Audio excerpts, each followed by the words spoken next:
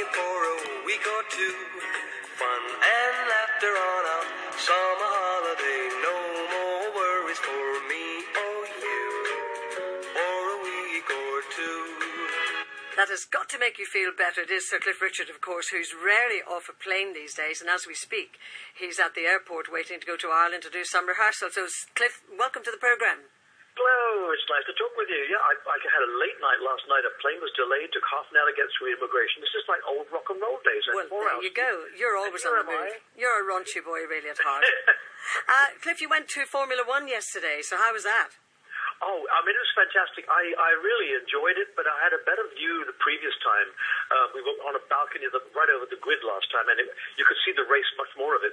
This time it was the Hotel Paris, which was fantastic. The food, of course, was sensational.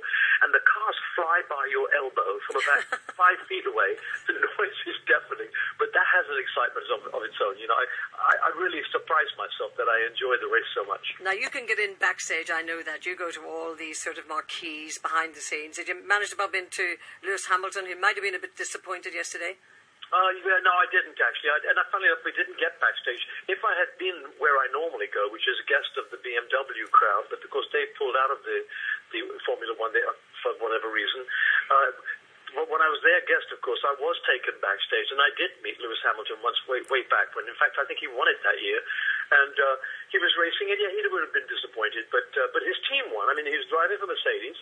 His partner came first, and I think Lewis came fourth or something like that. So I guess he can't afford to be negative. He's got to stay positive and just do what he can. Yes, and a great day for Rosberg, wasn't it? So he had a very good win. Now, listen, you've just come back from Nashville, where you were recording a good old rock and roll album. So how did that come about? Well, a friend of mine in Barbados said to me, I don't know why you do this jazz stuff, because I was doing my jazz album. He said, you should sing rock and roll. And he wanted to put together a section of songs. And the interesting thing is, he was prepared to be the executive producer, which means he paid for it. Fantastic. And so, we like my him. manager said to me, if he's paying for it, do it.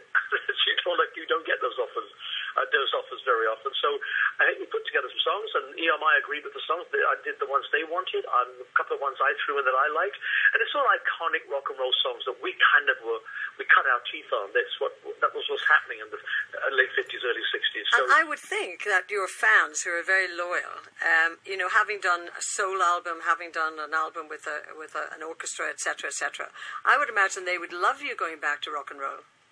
Yeah, and I used the style of when the Shadows and I used to go in, we'd go in pretty well rehearsed. In this case, I didn't. But I had a friend of mine who produced it for me and got me a band. He included 5 people, 2 guitars, bass, drums, and piano. Very little overdubbing, and we played it live. I sang it live with them, and quite often I used the live tracks that I recorded. I like to do it a few more times, so I give the producer a chance for me to, just improvise sometimes. And sometimes you come up with a great lick, and you think, oh, that sounds better than when I did it first.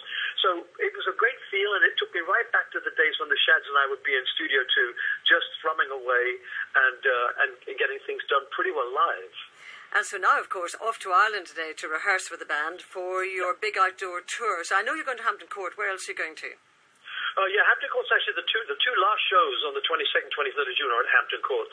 But I'm starting in Manchester. No, actually, I'm starting in Leeds. Then I go to Manchester. Then I'm going to Blickling Hall in Norfolk, the Warwick Castle, Hatfield House in Hertford. The Hove Cricket Ground. That would be good in Hove. And Powderham Castle in the West Country. So I've tried to cover the land as best I can, and I've done the show before. I did it in Australia, New Zealand, Southeast Asia, and so it's well rehearsed and oiled for the Brit public. What do you do if the weather is just awful and it's outdoor concerts? I don't know. I was lucky the last time I did this. I did one called Castles in the Air, and I was lucky because I know how lucky I was because I was being followed every night by either Tom Jones or Donny Osmond. And I got through clear, except for the very last concert I did in Leeds Castle. It started to rain in the finale, whereas Tom and Donny had terrible bad luck. I mean, I hope that doesn't happen to me. I feel so sorry for them and the audiences. The rain came down for them, and I think you'll continue. I think they supply umbrellas or whatever it is. You don't get applause, but the umbrellas go down, up and down lots. Well, Cliff, I know you're about to step on your plane to Dublin, but thank you for taking the time out, and we'll be looking forward to the tour, seeing you somewhere in this outdoor concert tour. Thanks a lot. Good journey.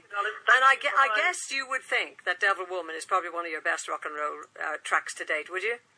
always said if there was a Martian came down here and we all had to say, if he said to you, what do you do for a living?